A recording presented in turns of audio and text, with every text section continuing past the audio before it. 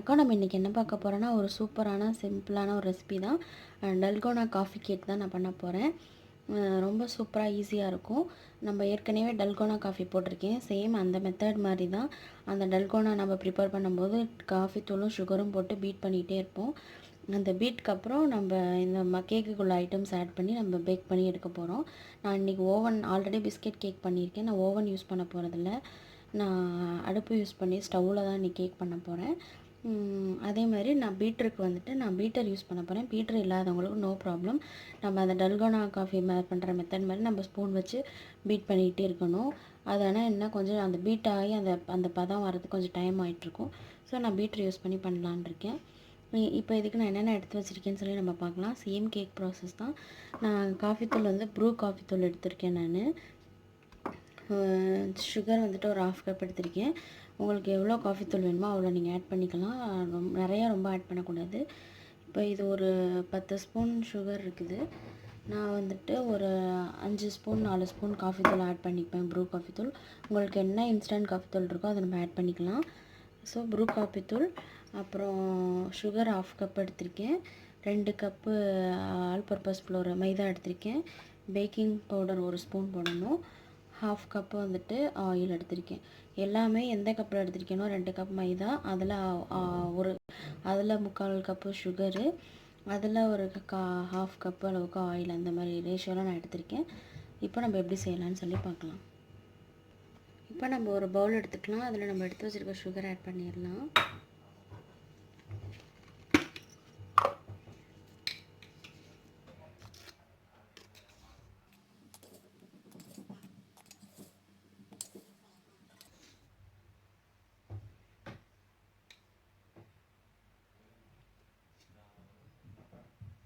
இந்த ஸ்பூனில் நான் சின்ன ஸ்பூனு, ஸோ இதில் வந்துட்டு நான் ஒரு 5 ஸ்பூன் அளவுக்கு நான் காஃபி தூள் எடுத்துக்கிட்டேன்.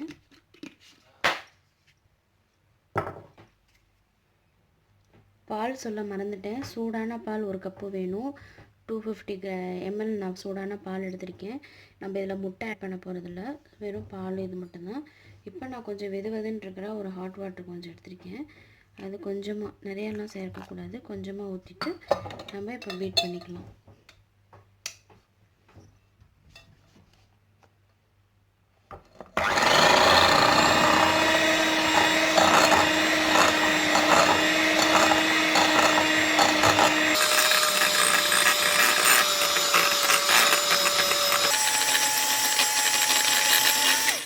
கொஞ்சம் தண்ணி ஆட் பண்ணிக்கலாம்.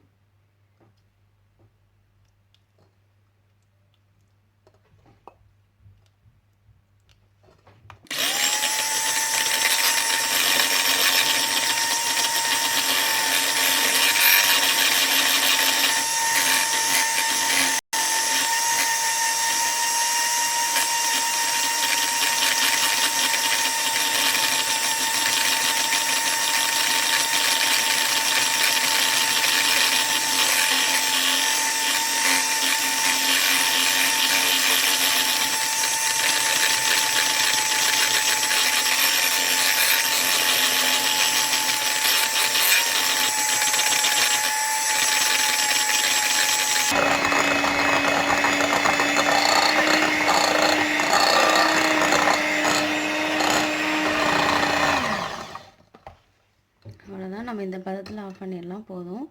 சேம் இந்த மாதிரி தான் நம்ம டல்கோனா காஃபிக்கும் இப்படி ஆட் பண்ணுவோம்.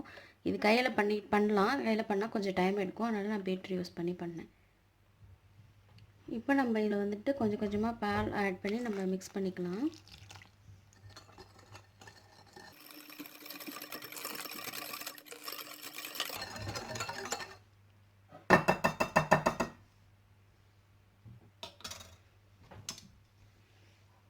கொஞ்சமாக வச்சுக்கலாம். நம்ம லாஸ்ட்டாக மாவெல்லாம் போட்டுட்டு கடைசியாக வேணும்னா ஆட் பண்ணிக்கலாம்.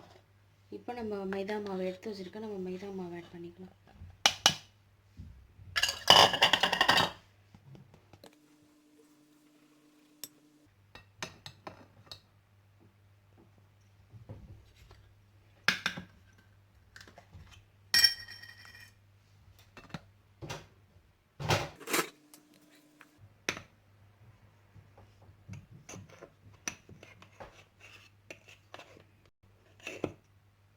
இதில் நம்ம பேக்கிங் சோடா போட்டுக்கலாம். ஒரு ஸ்பூன் அளவுக்கு போட்டுக்கலாம்.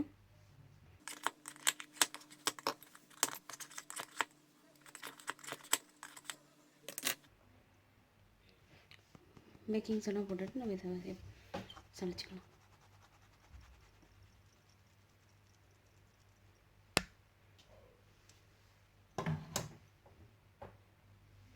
இப்போ நம்ம இதை நல்லா மிக்ஸ் பண்ணிப்போம்.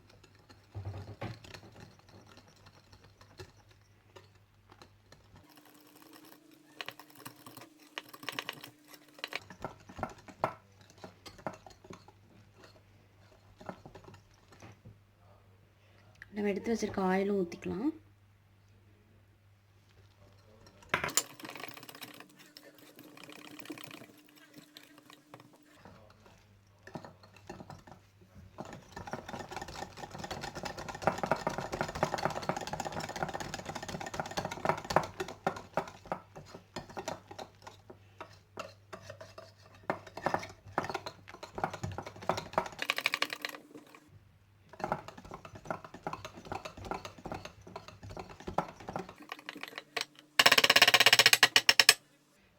நம்மளோட கேக் பேட்டர் ரெடி ஆயிடுச்சு.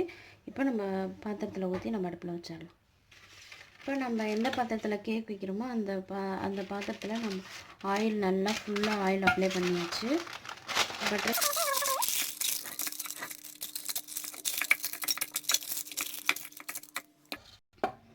இப்போ நம்ம பண்ணி வச்சுருக்க மாவு எடுத்து இதில் ஊற்றிடலாம்.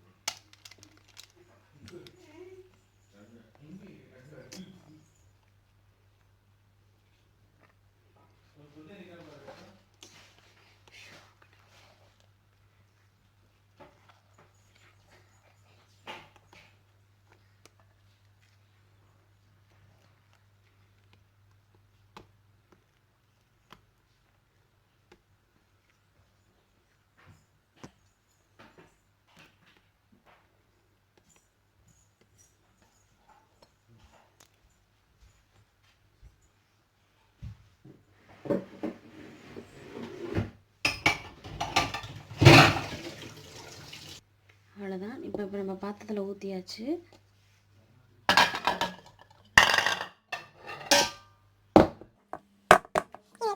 அடுப்பில் வச்சிடலாம்.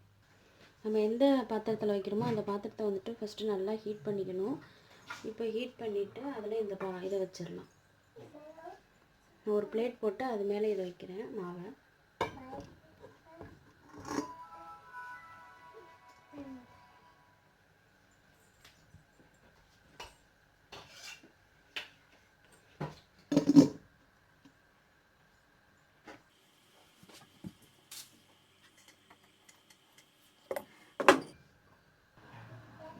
எனக்கு அந்த பிளேட் ரொம்ப பெருசாக இருந்தது, அதனால் சின்ன பிளேட் வச்சு நான் வச்சுட்டு அதே மாதிரி வச்சு மூடி வச்சாச்சு. இது வந்துட்டு ஒரு 25 to 35 மினிட்ஸ் ஆகும். நல்லா நம்ம அடுப்பு சிம்மில் வச்சிடலாம். சிம்மில் வச்சுட்டு எப்படி இருக்குன்னு பார்க்கலாம். இப்போ நான் அடுப்பு இன்னும் ஆஃப் பண்ணலை. கேக் வச்சுட்டு ஒரு 40 மினிட்ஸ் ஆயிடுச்சு. இப்போ நம்ம ஓப்பன் பண்ணி நான் ஆல்ரெடி இடையில ஒரு வாட்டி வெந்துடுச்சான்னு பார்த்தேன். ஒரு 1/2 hour கழிச்சு ஆகலை. இப்போ 40 மினிட்ஸ் ஆகுது. இப்போ நம்ம ஒரு மாதிரி டூத் பிக்கோ அது மாதிரி ஏதாவது குச்சி வச்சு நம்ம குத்தி பார்ப்போம்.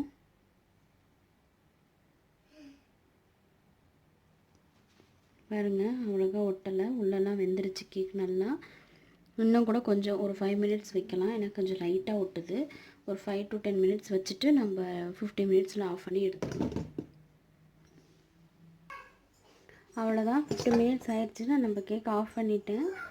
இப்போ நம்ம இதை வந்துட்டு எடுத்துடலாம். பட் ஆனால் உடனே நம்ம எடுக்க வேணாம் கேக்கை. கொஞ்சம் நேரம் ஒரு 5 மினிட்ஸ் ஆறட்டும். ஆறணுன்னா நம்ம இதை எடுத்து பிளேட்டில் மாற்றிக்கலாம். இப்போ நம்மளுக்கு கேக் எடுத்து வெளில வச்சுட்டோம். ஒரு 5 மினிட்ஸ் ஆறட்டும். ரொம்ப சூடாக இருக்குது. கொஞ்சம் ஆறினோன்னா நம்ம இதை நம்ம வெளியில் பிளேட்டில் மாற்றி எடுத்துடலாம். இப்போ நம்ம கட் பண்ணி எடுத்து பார்க்கலாம். ஃபஸ்ட்டு வந்து சைடில் நம்ம கத்தி வச்சு எடுத்து விட்டுக்கலாம். இதுவே நான் வந்துட்டு ஓவனில் செஞ்சுருந்தேன்னா எனக்கு இந்த ப்ராசஸ் தேவையில்லை.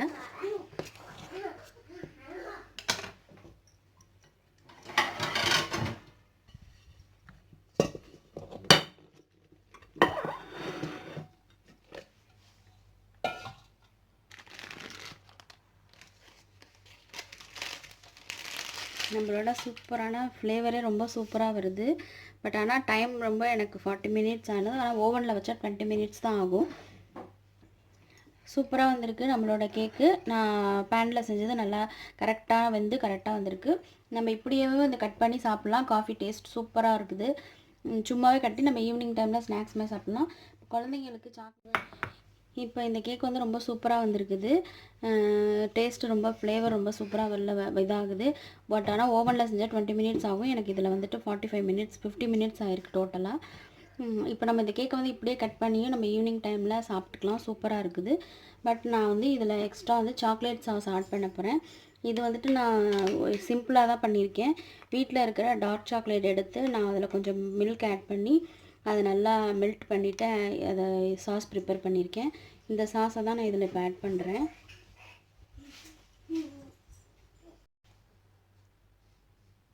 குழந்தைங்களுக்கு ரொம்ப பிடிக்கும்.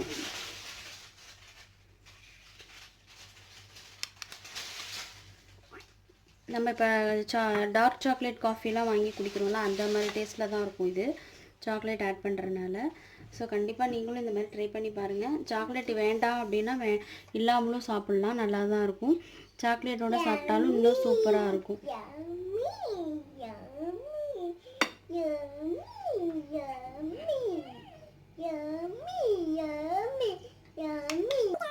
சாக்லேட்டில் வந்து கொஞ்சம் நட்ஸ் எல்லாம் போட்டிருக்கேன்.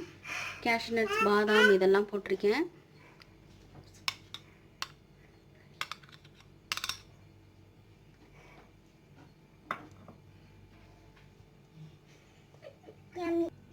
அவ்வளோதான். நான் நல்லா மெல்ட் பண்ணி சாக்லேட் ஃபுல்லாக ஊற்றி வச்சுட்டேன். இது நம்ம வந்துட்டு ஜஸ்ட் ஒரு 5 மினிட்ஸ் வந்துட்டு நம்ம ஃப்ரீசரில் வச்சுட்டு எடுப்போம். அப்போ கொஞ்சம் சாக்லேட்லாம் கொஞ்சம் அதில் கோட் ஆகும். இப்படியும் உடனேயும் கட் பண்ணலாம், நல்லா தான் இருக்கும். ஒரு 5 மினிட்ஸ் மட்டும் நான் ஃப்ரிட்ஜில் வச்சுட்டு எடுத்துகிட்டு வரேன். இப்போ நான் 5 மினிட்ஸ் இதை வந்துட்டு ஃப்ரிட்ஜில் வச்சு எடுத்துட்டேன். ரொம்ப சில்லுன்னு வேணாம், ஏன்னா குழந்தைங்களுக்கு கொடுக்கணும். ஸோ சும்மா அதை கோட் ஆகிறதுக்காக ஒரு 5 மினிட்ஸ் மட்டும் வச்சேன். இப்போ நம்ம கட் பண்ணி பார்ப்போம்.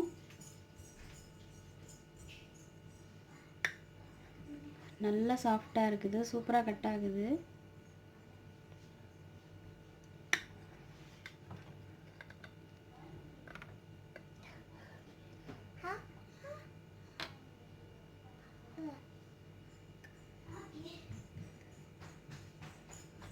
செம்ம சாஃப்டான நம்மளோட சூப்பரான சாக்லேட் கேக்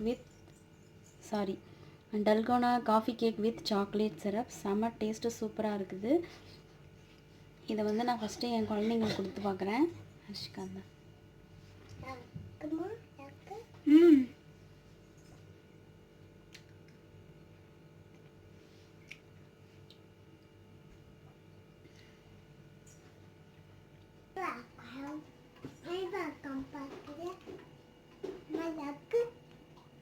எப்படி இருக்கு ஹர்ஷிகா?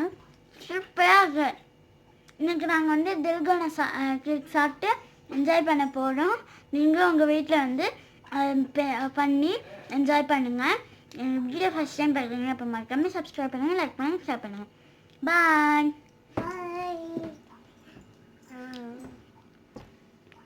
சூப்பரா